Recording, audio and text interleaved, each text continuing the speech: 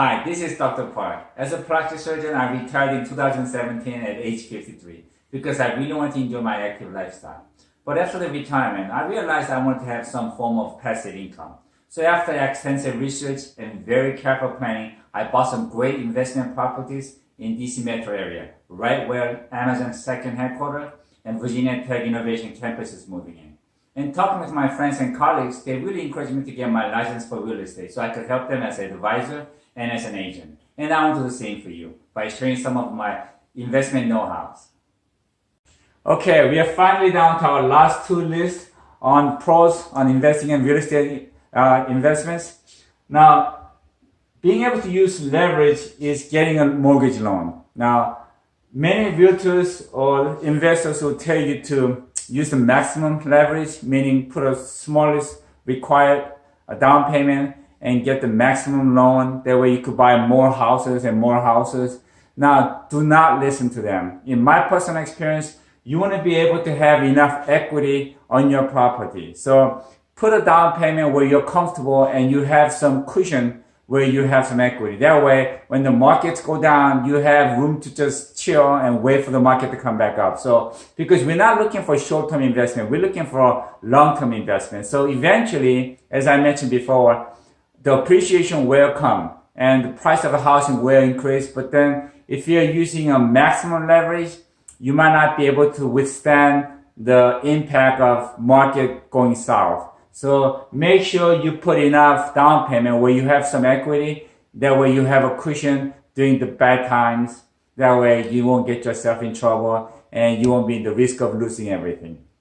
And the last one, I want to talk about what I think is legacy wealth. Now the first thing is, what will your spouse and your next generations will remember you by? Now, I want to talk about my dad a little bit. My dad was a self-made man. He started with nothing, but he was able to build a small fortune of a wealth with my mom.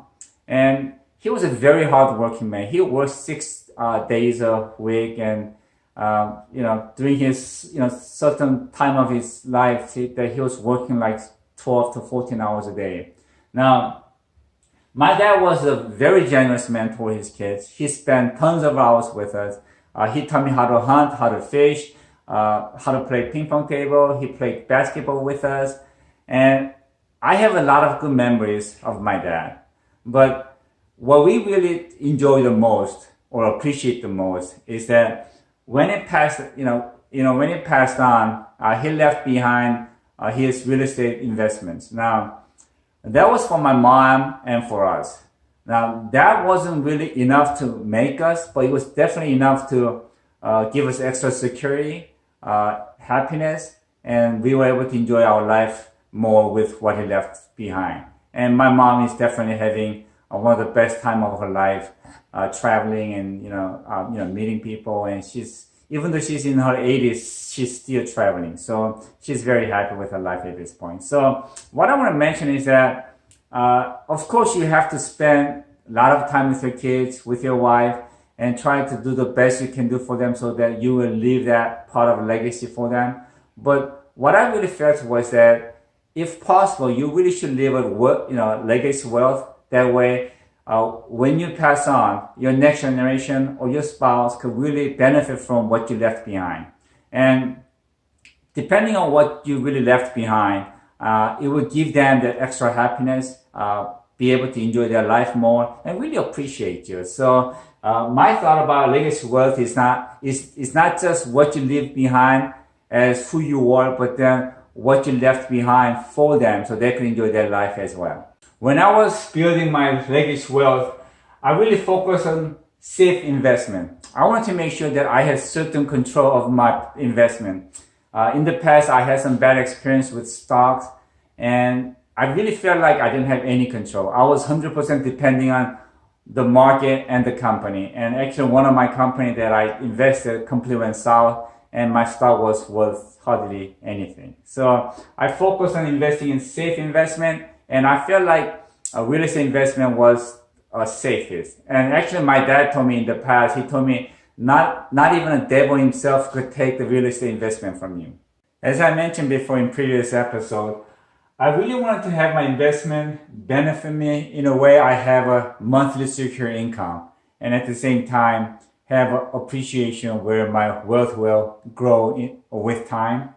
And in that case, when I give my legacy wealth to my next generation, they will have the same security income for them. At the same time, if they decide to venture into something else, they can.